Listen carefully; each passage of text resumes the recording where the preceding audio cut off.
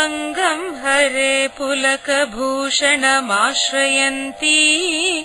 भृङ्गाङ्गनेव मुकुलाभरणं तमालम् अङ्गीकृता किल विभूतिरपाङ्गलीला माङ्गल्यदास्तु मम मङ्गलदेवतायाः मुग्धा मुहुर्विदधति वदने मुरारेः प्रेमत्रपा प्रणिहितानि गतागतानि मालादृशोर्मधुकरीव महोत्पलेया सा मे श्रियं दिशतु सागरसम्भवायाः आमीलिताक्षमधिगम्य मुदा मुकुन्दम् आनन्दकन्दमनिमेषमनङ्गतन्त्रम् आकेकरस्थितकनी निगपक्ष्मनेत्रम् भूत्यै भवेन्मम भुजङ्गशयाङ्गनायाः बाह्वन्तरे मधुजितश्रुतकौस्तुभेया हारावलीव हरिनीलमयी विभाति कामप्रदा भगवतोऽपि कटाक्षमाला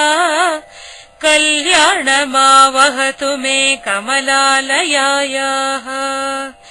कालाम्बुदालिललितोरसि कैटबारेः धाराधरे स्फुरति या तडिदङ्गनेव मातुः समस्तजगतां महनीयमूर्तिः भद्राणि मे दिशतु भार्गवनन्दनायाः प्राप्तं पदं प्रथमतः खलु यत्प्रभावात् माङ्गल्यभाजि मधुमातिनि मन्मतेन मय्यापतेत्तदिहमन्तरमीक्षणार्धम् मन्दालसं च मकरालय कन्यकायाः विश्वामरेन्द्रपदविभ्रमदानदक्षम् आनन्दहेतुरधिकम् मुरविद्विषोऽपि ईशन्निषीदतु मयि क्षणमीक्षणार्धम् इन्दीवरोदर सहोदरमिन्दिरायाः इष्टाविशिष्टमतयोऽपि यया दयार्द्रः दृष्ट्या त्रिविष्टपपदं सुलभं लभन्ते दृष्टिप्रहृष्टकमलोदर दीप्तिरिष्टाम् पुष्टिं कृषिष्ट मम पुष्करविष्टरायाः दद्यादयानुपवनो द्रविणाम्बुदाराम् अस्मिन्न किञ्चन विहङ्गशिशौ विषण्णे दुष्कर्मघर्ममपनीय चिराय दूरम् नारायण प्रणयिनी नयनाम्बुवाः की देवदेति गरुडध्वज सुन्दरीति शाकम्भरीति शशिशेखर वल्लभेति सृष्टिस्थितिप्रलयकेलिषु संस्थिताया तस्यै नमस्त्रिभुवनैकगुरोस्तरुण्यै श्रुत्यै नमोऽस्तु शुभकर्मफलप्रसूत्यै रत्यै नमोऽस्तु रमणीय गुणार्णवायै शक्त्यै नमोऽस्तु शतपत्रनिकेतनायै पुष्ट्यै नमोऽस्तु पुरुषोत्तमवल्लभायै नमोऽस्तु नालीकनिभाननायै नमोऽस्तु दुग्धोदधिजन्मभूम्यै नमोऽस्तु सोमामृतसोदरायै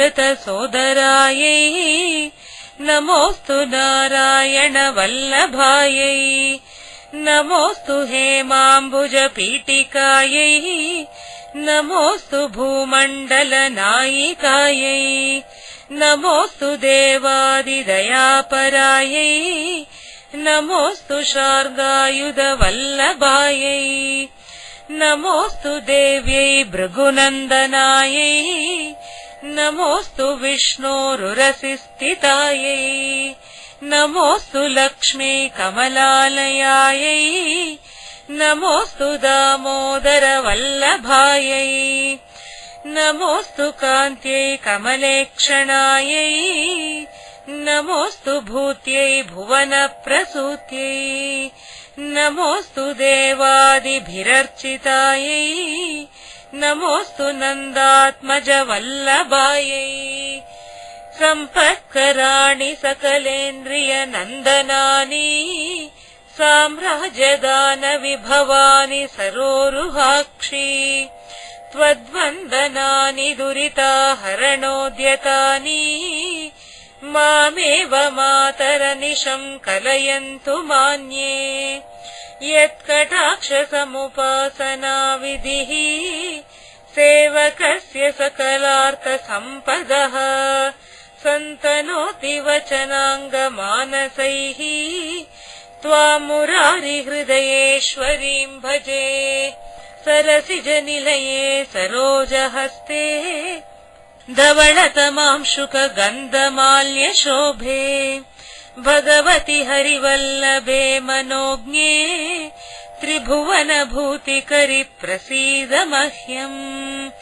दिग्गस्तिभिः कनककुम्भमुखावसृष्ट स्वर्वाहिनी विमलचारुजलापृताङ्गीम् प्रातर्नमामि जगतां जननीमशेष लोकाधिनाथ गृहिणीममृताब्धिपुत्रीम् कमले कमलाक्ष वल्लभे त्वम् करुणापूरतरङ्गितैरपाङ्गैः अवलोकय मामकिञ्चनानाम् प्रथमम् पात्रमकृत्रिमम् दयायाः स्तुवन्ति ये स्तुतिभिरमिहिरण्वहम् त्रयीमयीम् त्रिभुवनमातरम् रमाम् गुणाधिका गुरुतर भाग्यभागिनः भवन्ति ते भुवि बुधभाविताशयाः अङ्गम् हरे पुलकभूषणमाश्रयन्ती भृङ्गाङ्गनेव मुकुलाभरणम् तमालम् अङ्गीकृता किल विभूतिरपाङ्गलीला माङ्गल्यदास्तु मम मङ्गलदेवतायाः मुग्धा मुहुर्विदधति वदने मुरारेः प्रेमत्रपा प्रणिहितानि गतागतानि मालादृशोर्मधुकरीव महोत्पलेया सा मे श्रियम् दिशतु सागरसम्भवायाः आमीलिताक्षमधिगम्य मुदा मुकुन्दम् आनन्दकन्दमनिमेषमनङ्गतन्त्रम् आकेकरस्थितकनी निगपक्ष्मनेत्रम् भूत्यै भवेन्मम भुजङ्गशयाङ्गरायाः बाह्वन्तरे मधुजितश्रुतकौस्तुभेया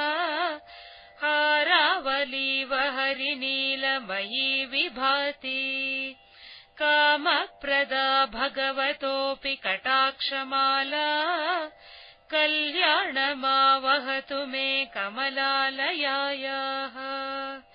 कालाम्बुदालिललितोरसि कैटबारेः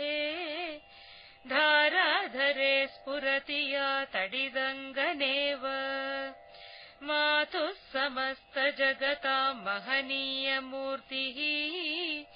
भद्राणि मे दिशतु भार्गवनन्दनायाः प्राप्तं पदं प्रथमतः खलु यत्प्रभावात् माङ्गल्यभाजि मधुमातिनि मन्मतेन मय्यापतेत्तदिह मन्तरमीक्षणार्धम् मन्दालसं च मकरालय कन्यकायाः विश्वामरेन्द्रपदविभ्रमदानदक्षम् आनन्दहेतुरधिकम् मुरविद्विषोऽपि ईशन्निषीदतु मयि क्षणमीक्षणार्धम् इन्दीवरोदर सहोदरमिन्दिरायाः इष्टाविशिष्टमतयोऽपि ययादयार्द्रः दृष्ट्या त्रिविष्टपपदम् सुलभम् लभन्ते दृष्टिप्रहृष्टकमलोदरदीप्तिरिष्टाम् पुष्टिम् कृषिष्ट मम पुष्करविष्टरायाः दद्यादयानुपवनो द्रविणाम्बुदाराम् अस्मिन्न किञ्चन विहङ्गशिशौ विषण्णे दुष्कर्म घर्ममपनीय चिराय दूरम् नारायण प्रणयिनी नयनाम्बुवाः की देवदेति गरुडध्वज सुन्दरीति शाकम्भरीति शशिशेखर वल्लभेति सृष्टिस्थितिप्रलयकेलिषु संस्थिताया